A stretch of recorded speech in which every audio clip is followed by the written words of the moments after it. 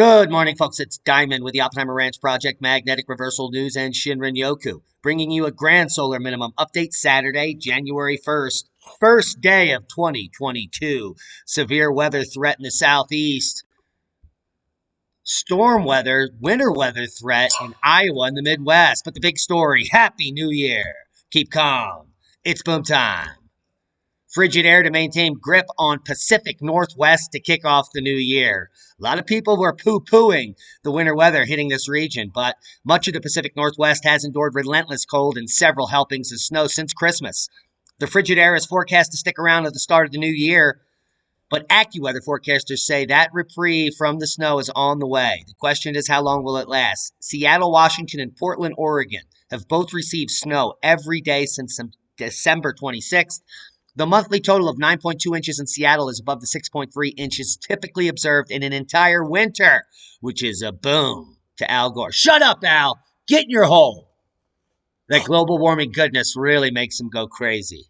Portland had measurable snow as well on December 26th, December 27th, and December 28th, with only a trace observed on the 29th and 30th, and another 0.1 of an inch on the 31st, tallying up to 4 total inches for the month of December. Now, a normal December in Portland is 1.3 inches, so it's tripled that, and the records are crushed in Oregon for the entire winter, and there will be lingering cold and more snow on the way. We'll get to the models in just a minute. Light freezing drizzle, significant snowfall will ring in 2022 around Michigan.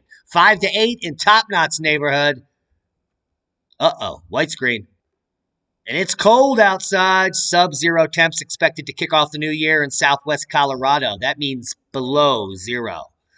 And that's because a week of storms boosted snowpack to above average in the San Juans. We got 6 feet over the last 8 days here up in the high elevation. So there's going to be thermal inversion. And, well, when the sky clears, it will be chilly. Now, snowstorm could dump up to 9 inches of snow in the area. Winter storm warning in effect until Sunday. This is the Chicago area. Take a look at some of those totals around the lake. O'Hare, Waukegan, Kenosha, Midway, Lansing, South Bend, Valparaiso, all on the 5-inch cusp. And everyone else picking up some snow. Ho, ho, ho. Tis the season. Now here is live Doppler in the Kansas City area, and you can see Kansas City. It is snowing. So there is that. And this is killing our bandwidth. Georgia, severe weather. Strong to severe storms possible Saturday into Sunday morning, and we'll get to the warnings and watches and the map where you can click on your county to get more information. Isolated tornadoes, potentially. Saturday started with record warmth with highs in the 70s, and the threat of severe storms increase as the day progresses. The threat will continue through the early morning hours of Sunday, and probably not a fun day. And let's check out that model. There is the front. We have snow on the back, heat, and severe weather on the front. And that's going to be moving through the area, bringing some snow to New England as it moves through the southeast. And let's just parse that up a little.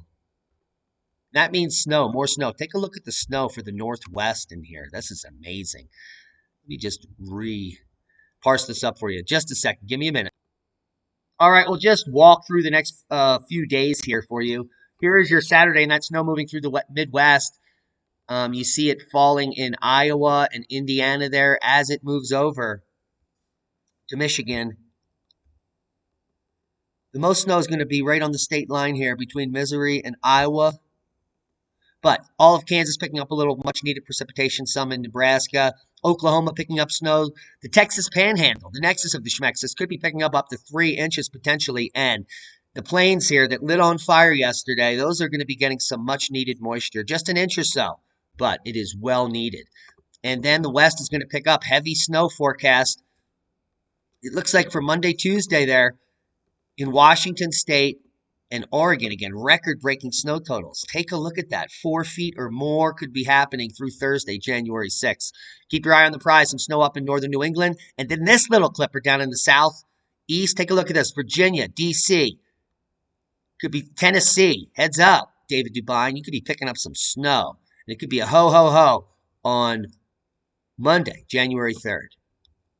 So that's a boom. Just snow in the south.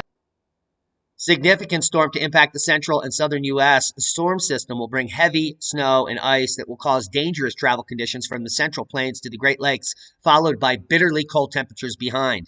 Widespread thunderstorms may bring damaging winds, tornadoes, some strong, and flash flooding across the lower Mississippi Valley to the western Appalachians. And it's, well, watches and warnings everywhere, including avalanche warnings and watches, winter storm warnings and watches in the Northwest, as well as the Southeast and the Four Corners region. Click on your county for more information. And dangerously cold up in the north. This map shows almost all of California out of exceptional drought in just 1 week. Take a look. December 21st on the left, December 28th on the right, just a small portion in the northern part of the state here, an exceptional drought, and more moisture is on the way for that. That will be erased. So the drought is rapidly reversing in the west. Now we have some aerial footage of the deadly, devastating grass fires from yesterday. And this is from, oh my gosh. This is from a flight passing over yesterday.